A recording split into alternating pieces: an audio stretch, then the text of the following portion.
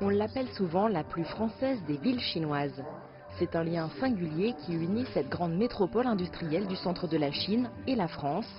Des liens vieux de plus d'un demi-siècle et qui n'ont cessé de se consolider avec une forte présence des entreprises françaises dès les années 90 pour atteindre une centaine aujourd'hui. Pour pousser plus avant la coopération, une rencontre économique se tenait cette semaine à Paris en présence de représentants d'entreprises françaises établies à Wuhan ou désireuses d'y investir et d'officiels dont l'ambassadeur de Chine en France, ancien vice-maire de Wuhan. Une délégation d'une vingtaine d'entreprises de Wuhan, conduite par le maire de la ville, avait fait le déplacement.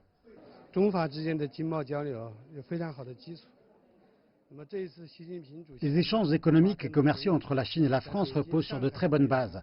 Les pourparlers entre le président Xi Jinping et le président Macron à Beijing et à Shanghai ont fait apparaître beaucoup de consensus. Nous pensons que Wuhan, sur laquelle repose une importante coopération sino-française, connaîtra de nouvelles opportunités. D'après le discours du président Macron à l'expo de Shanghai, nous savons qu'il y aura davantage d'échanges avec les entreprises chinoises et que de nombreux produits de haute qualité pourront entrer sur le marché chinois. Beaucoup de produits appréciés des Chinois. Nous devons renforcer ces échanges mutuellement bénéfiques.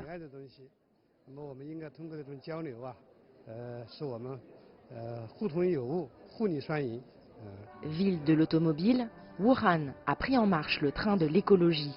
Un projet majeur de coopération économique bilatérale est la ville durable franco-chinoise située sur le district de Zhaidian, d'une superficie de 39 km².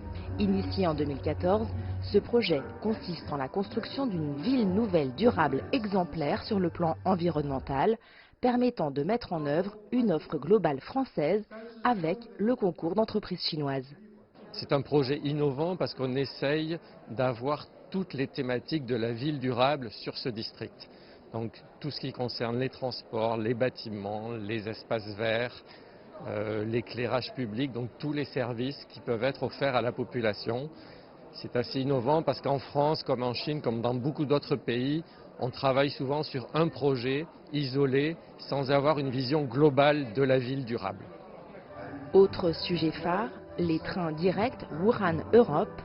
Opérateur de la ligne ferroviaire Wuhan-Lyon, Wuhan Asia Europe Logistique assure depuis 2016 la circulation de 2 trains de fret par semaine à destination de Lyon, d'où les cargaisons sont distribuées et livrées à Paris, Bordeaux et Dourges. Des négociations sont en cours avec les viticulteurs de Bordeaux afin d'importer directement du vin en Chine via une plateforme d'e-commerce.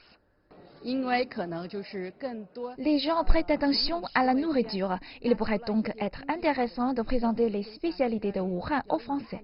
Nous pourrions par exemple exporter le vin blanc de Wuhan, le célèbre alcool de la tour de la Grue jaune. Pendant un moment, il y aura une recommandation pour l'alcool de la tour de la Grue jaune et nous pourrions le trouver sur la table des citoyens français. Puis, nous amènerons le vin rouge français à la table des citoyens de Wuhan afin que tout le monde partage une qualité de vie différente. Cérémonie de signature, échange de cartes de visite et discussions d'affaires viennent clôturer la rencontre, laissant supposer de nouveaux contrats dans la continuité des coopérations engagées.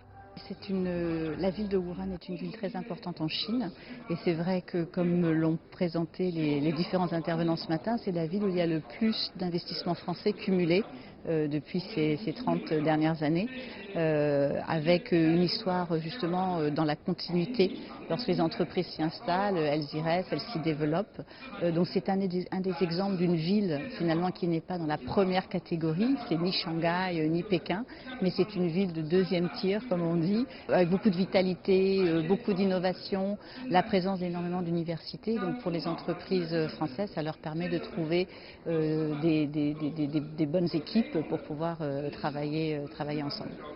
Après le cadre, les détails. Aujourd'hui, la relation bilatérale franco-chinoise comprend une forte composante ville à ville, comme le montrait cette rencontre avec la ville de Wuhan. Le dynamisme des industries dans les régions donne un nouvel élan à cette relation qui entre dans un nouveau cycle. Jade Charles, CGTN, Paris.